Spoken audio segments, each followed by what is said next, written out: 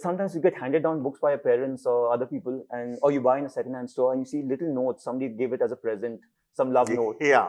And those bits are lovely to be as the second owner of a book that has already lived one journey.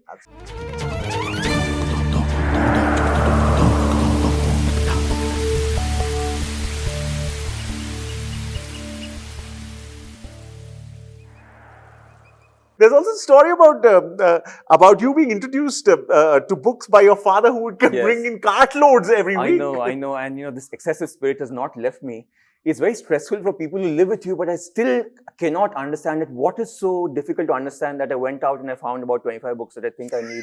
I might not read them for 20 years, but if you're a writer, books is your world. And plus, books are such an amazing part of decor. Forget what is inside them.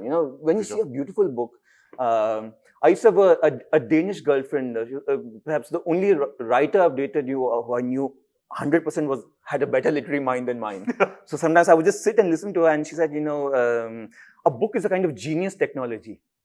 In every other art form, look at this cassette, the CD, the form keeps changing every 5 or 10 years, and you have to all migrate. There's something so durable about a book. For 600 or 700 years, it's remained basically unchanged. Imagine the first person who put a book together, even to work out that there should be 2 pages which are bound in the middle, and that it shuts like that is not. Absolutely. It's not very natural.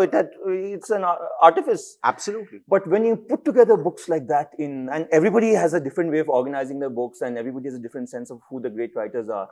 So when you line them up, that's what a book wants. It wants company. It doesn't want to be alone. So this is the least we can do for...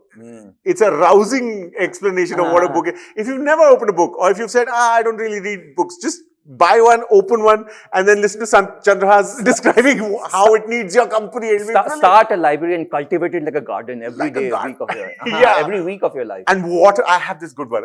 Water it with your ideas. Yes, even better. We should do a podcast every week. I agree with you. But you see a future in analog books, like do you see? Yeah? It will never. For a while, there was this worry about ebooks taking over. They have hit their peak and receded again, the same way as other pretenders did. There can never be books can never die unless human beings stop reading completely, or Netflix just wins over all the subscriptions of the world. It becomes a global, human right. It comes for free. But till then, by the way, sometimes you get handed down books by your parents or other people, or you buy in a second-hand store and you see little notes. Somebody gave it as a present, some love note. Yeah. And those bits are lovely to be as the second owner of a book that has already lived one journey. Absolutely. And I love my books because my notes are in them.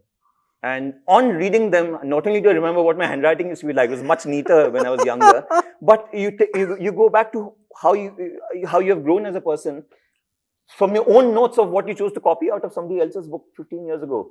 Absolutely. What you saw in Tolstoy 15 years ago is very different from what you see in now. Yeah. And so that way, books are a great companion. People say dogs are better, but although I'm a dog lover, in the end, for sure, yeah, books are.